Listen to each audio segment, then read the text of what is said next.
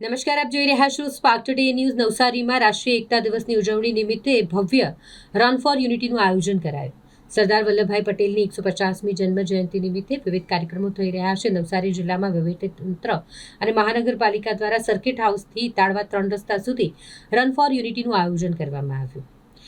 Circuit હાઉસથી શરૂ કરી Italva circle સુધીની રન ફોર યુનિટીને ધારાસભ્ય રાકેશ દેસાઈ, જિલ્લા કલેક્ટર ક્ષિપા આગરે, મહાનગરપાલિકાના મ્યુનિસિપલ કમિશનર દેવ ચૌધરી, જિલ્લા પોલીસ અધિક્ષક રાહુલ પટેલની ઉપસ્થિતિમાં લીલી ઝંડી આપી પ્રસ્થાન કરાવવામાં આવ્યું. રન ફોર યુનિટી 2025 રાષ્ટ્રીય એકતા દિવસની ઉજવણીમાં વિવિધ પદાધિકારીઓ, અધિકારીઓ, કર્મચારીઓ, શૈક્ષણિક સંસ્થાઓ અને બાળકો મળી 630 જેટલા નાગરિકો સહભાગી થયા. 100 જેટલા રમતવીરો, 100 યોગ બોર્ડના સભ્યો, 50 પોલીસ જવાનો, 100 હોમગાર્ડના જવાનો, 150 મહાનગરપાલિકાની ટીમ, 50 એનજીઓ અને 80 જેટલા નગરપાલિકા શિક્ષણ સમિતિના સભ્યો મળી કુલ 630 નાગરિકો સહભાગી થયા. દોડ શરૂ કરતા પહેલા ઉપસ્થિત સૌએ રાષ્ટ્રીય એકતા અને અખંડિતતાને કાયમ રાખવા માટેના શપથ ગ્રહણ કર્યા.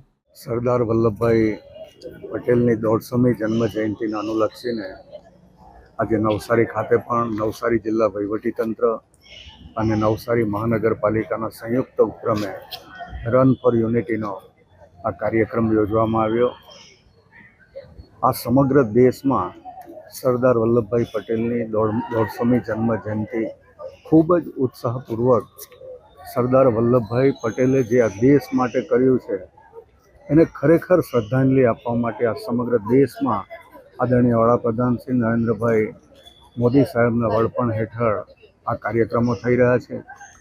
આદરણીય વડાપ્રધાન શ્રી નરેન્દ્રભાઈ મોદી સાહેબ પણ ગઈકાલથી કેવડિયા ખાતે, જ્યાં સરદાર વલ્લભભાઈ પટેલનું મોટામાં મોટું સ્ટેચ્યુ છે, ત્યાં ગુજરાત આવ્યા છે અને સમગ્ર દેશની જનતા અને નવસારી જિલ્લાની જનતા સરદાર વલ્લભભાઈ પટેલ પ્રત્યેની એની અપાટ શ્રદ્ધા બતાવીને આજે નવસારીમાં પણ રન ફોર યુનિટીના કાર્યક્રમમાં જે ઉત્સાહભેર ભાગ લઈ રહી છે એને પણ હું અભિનંદન આપું છું. ભારતના લોહ પુરુષ સરદાર વલ્લભભાઈ પટેલની જન્મ જયંતિના અવસર નિમિત્તે જિલ્લા વહીવટી તંત્ર અને નવસારી મહાનગરપાલિકા તરફથી રાષ્ટ્રીય એકતા દોડનું જિલ્લા કક્ષાનું આયોજન કરવામાં આવ્યું હતું.